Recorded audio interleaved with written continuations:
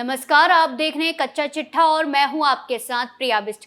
लोकसभा चुनाव 2024 से पहले सभी दल अपनी तैयारियों में जुटे हुए हैं। विपक्षी गठबंधन इंडिया के जरिए बीजेपी की अगुवाई वाले एनडीए को कड़ी टक्कर देने की रणनीति पर तेजी से काम कर रहा है, लेकिन उसकी इस तैयारी पर बंटा लगाने के लिए उसके ही गठबंधन के नेता काम भी कर रहे हैं।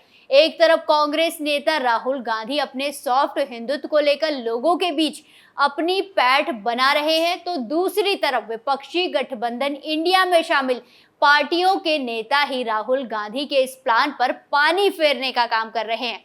अब जब लोकसभा चुनाव को ज्यादा वक्त नहीं बचा है, ऐसे में राहुल गांधी के साथ साथ विपक्षी गठबंधन की मुश्किलें भी सनातन पर लगातार हो रहे हमलों से बढ़ गई है, क्योंकि अब एक और नेता ने ऐसा ही विवादित बयान दे दिया है। कौन है वो नेता जिसने सनातन पर जहर उगला है? पूरा कच्चा चिट्ठा खोलेंगे। बिहार के शिक्षा मंत्री ने फिर दिया विवादित बयान। रामचरितमानस पर लालू के नेता की अभद्र टिप्पणी। उदयनिधि के बयान से बढ़ी राहुल की मुश्किलें। खतरे में आया विपक्षी गठबंधन इंडिया का अस्तित्व। बिहार सरकार में शिक्षा मंत्री और आरजेडी के सीनियर लीडर चंद्रशेखर ने एक बार फिर से रामचरितमानस पर टिप्पणी की है। उन्होंने कहा कि रामचरितमानस पोटेशियम साइनाइड है। जब तक ये पोटेशियम साइनाइड रहेगा तब तक मैं इसका विरोध जारी रखूंगा। चंद्रशेखर 14 सितंबर को पटना में बिहार हिंदी ग्रंथ अकादमी में एक कार्यक्रम को संबोधित कर रहे थे। अपने संबोधन में उन्होंने सुंदर कांड के एक दोहे का जिक्र करते हुए पूछा कि जीभ काटने की कीमत 10 करोड़ रुपए लगाई गई थी, मेरे गले की कीमत क्या होगी? प्रोफेसर चंद्रशेखर ने कार्यक्रम के दौरान रामचरित के अरण्य कांड की एक चौपाई सुनाई। पूजी विप्री सकल गुणहीना, शूद्र न पूजहु वेद परवीना। चंद्रशेखर ने कहा कि जब मैं इन सब चीजों का विरोध करता हूं तो मीडिया के लोग भी मेरे पीछे पड़ जाते हैं। उन्होंने सवाल किया कि क्या गुणहीन विप्र पूजनीय है और गुण युक्त शूद्र वेद के जानकार होने पर भी पूजनीय नहीं है? हमें बताइए कि जब सबके पूर्वज चिंपांजी थे तो ये जातियां कहां से आई? उन्होंने कहा कि मुझे देश से बाहर जाने की बात कही जाती है। मोहन भागवत ने किसी धर्म विशेष पर टिप्पणी की तो उन्हें क्यों नहीं बाहर भेजा जाता? इन चीजों का विरोध डॉक्टर राम मनोहर लोहिया और कवि नागार्जुन ने भी किया था। एकलव्य भी अंगूठा काट गया था। शिक्षा मंत्री ने कहा कि आप लोग जगदेव प्रसाद को गोली मारने का कारण गूगल करके पढ़िए, पता चल जाएगा कि मैं किन चीजों का विरोध कर रहा हूं। चंद्रशेखर ने कहा कि अगर लालू जी के राज में जंगल राज ही था तो चौकीदार यानी 56 इंच वाले की तरह उस समय भी डिग्री खरीद ली होती। हम सच बोलने वाले लोग हैं। लालू प्रसाद ने यादवों दलितों को आवाज दी तो इनके खिलाफ साजिश की गई। बिहार के शिक्षा मंत्री के इस बयान के बाद कांग्रेस ने इससे किनारा कर लिया। कांग्रेस के प्रदेश प्रवक्ता राजेश राठौर ने कहा कि मैं आग्रह करूंगा कि शिक्षा मंत्री रामचरितमानस बाइबल कुरान से ज्यादा समय शिक्षा पर दें, इससे बच्चों को लाभ मिलेगा। धर्म ग्रंथों के बारे में सभी को पता है कि वो नफरत नहीं सिखाता। प्रोफेसर चंद्रशेखर के बयान का साथ राष्ट्रीय जनता दल दे रही है। आरजेडी के राष्ट्रीय महासचिव शिवानंद तिवारी ने कहा कि प्रोफेसर चंद्रशेखर ठीक कह रहे हैं। रामचरितमानस में कई बातें गलत हैं। कई विद्वानों ने इसके लिए तुलसीदास की आलोचना की है। ज्ञान के बजाय जाति के आधार पर तुलसीदास ने आदमी को महत्व दिया है। वहीं शिक्षा मंत्री के इस बयान पर गठबंधन में शामिल जेडीयू ही विरोध कर रही है। जेडीयू विधायक राजीव कुमार ने कहा कि शिक्षा मंत्री कैरत साहब है, अगर ये नहीं सुधरे तो चुनाव में जनता इन्हें सुधार देगी। शिक्षा मंत्री मानसिक रूप से विक्षिप्त है, इन्हें बिहार की जनता सीरियसली नहीं लेती। वो बिहार की जनता को बदनाम और समाज में जहर घोलने का काम कर रहे हैं। बीजेपी ने किया पलटवार। वहीं शिक्षा मंत्री के बयान पर बीजेपी के प्रदेश प्रवक्ता अरविंद सिंह ने कहा कि बिहार के शिक्षा मंत्री प्रोफेसर चंद्रशेखर खुद ही सामाजिक साइनाइड हैं। इतना ही नहीं, वो समाज में जहर फैलाने के लिए बेचैन है। प्रवक्ता ने कहा कि राजद समाज के लिए साइनाइड है। चारों तरफ जाति और धार्मिक उन्माद फैलाया जा रहा है। रामचरितमानस और सनातन पर आरजेडी की तरफ से बयान दिए जा रहे हैं। इन लोगों ने कभी रामचरितमानस पूरा पढ़ा ही नहीं होगा। ये लोग सियासी फ्रॉडिज्म करके चुनावी एजेंडा बनाकर बिहार की जनता को ठगना चाहते हैं। वहीं दूसरी तरफ बीजेपी नेता गिरिराज सिंह ने कहा कि लालू नीतीश के कुनबे के तरफ से कहा गया है कि करोड़ों हिंदुओं की आस्था का प्रतीक रामचरितमानस पोटेशियम साइनाइड के समान है और साइनाइड के खाते ही लोगों की मौत हो जाती है। ये ऐसा इसीलिए कर रहे हैं क्योंकि इन्होंने हिंदुओं को जाति में बांटकर वोट की राजनीति की है। लेकिन विपक्ष के लोग ये नहीं भूले कि देश के हिंदू जाग चुके हैं और सभी चीजों का हिसाब लेंगे।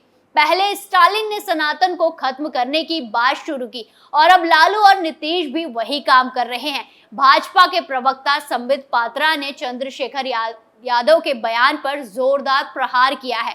उन्होंने कहा कि इंडियन अलायंस के अंदर हिंदू धर्म को लेकर जहर भरा हुआ है।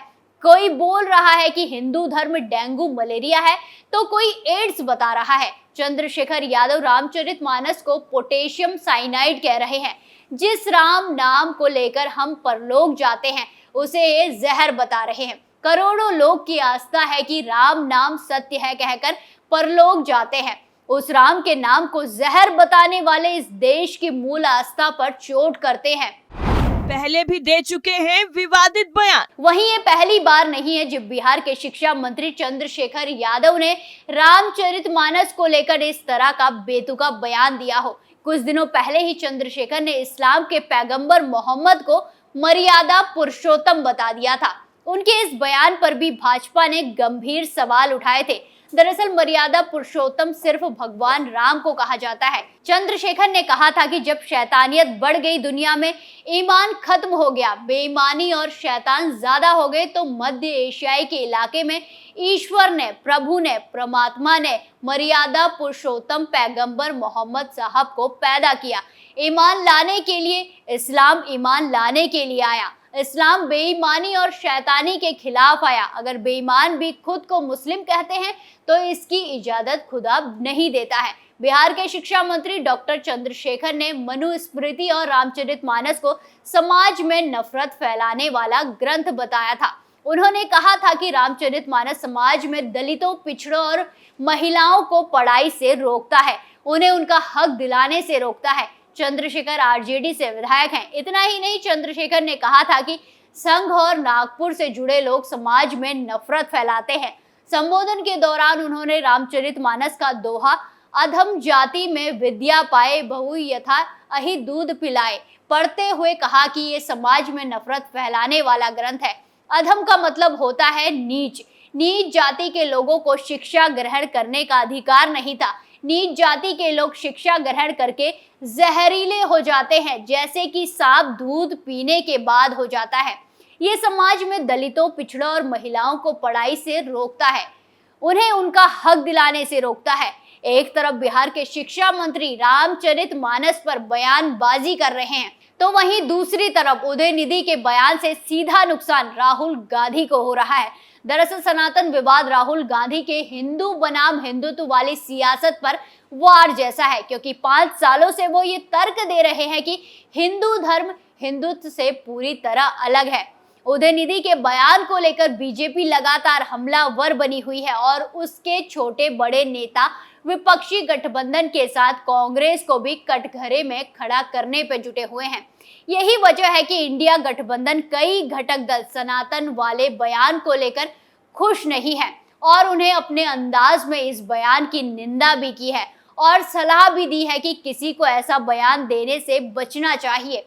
इंडिया गठबंधन की समन्वय समिति की बैठक में भी सनातन पर बयानबाजी पर विराम लगने का प्रस्ताव भी पास किया गया, लेकिन बीजेपी बैठे बिठाए हाथ लगे मौके को कैसे छोड़ने वाली है, इसके संकेत पीएम मोदी के मध्य प्रदेश और छत्तीसगढ़ में दिए गए भाषण से मिल गया है। सनातन धर्म को लेकर बयान से उठे सियासी विवाद पर पीएम मोदी ने जिस तरह से विपक्षी गठबंधन को कटघरे में खड़ा किया है और सनातन को खत्म करने की साजिश तक बता दी है, उससे राहुल गांधी के सारे किए धरे पर कहीं पानी न फिर जाए। तमिलनाडु में मुख्यमंत्री एमके स्टालिन के बेटे और राज्य सरकार में मंत्री उदयनिधि स्टालिन ने इस महीने की शुरुआत में एक कार्यक्रम के दौरान अपने संबोधन में सनातन की निंदा की थी और इसकी तुलना डेंगू मलेरिया बुखार से कर डाली। उन्होंने कहा था कि कुछ ऐसी चीजें भी होती हैं जिनका विरोध करना ही काफी नहीं होता, हमें उनको मिटाना होता है। मच्छर, डेंगू, बुखार, मलेरिया और कोरोना वायरस ये ऐसी चीजें हैं जिनका महज विरोध ही नहीं किया जा सकता, हमें इन्हें मिटाना होगा। सनातन भी ऐसा ही है। उनके इस बयान के बाद देश भर में विरोध शुरू हो गया। बीजेपी समेत कई हिंदूवादी नेता और संगठन उदयनिधि के बयान के खिलाफ मुखर हो गए। दरअसल 2014 के लोकसभा चुनाव में हार के बाद देश की सियासत पूरी तरह से बदल गई है। अब देखना होगा कि आने वाले लोकसभा चुनाव में सनातन पर किए गए इन हमलों का कांग्रेस को क्या खामियाजा भुगतना पड़ेगा। कच्चा चिट्ठा में फिलहाल के लिए इतना ही। बाकी तमाम खबरों के लिए देखते रहिए कैपिटल टीवी। नमस्कार।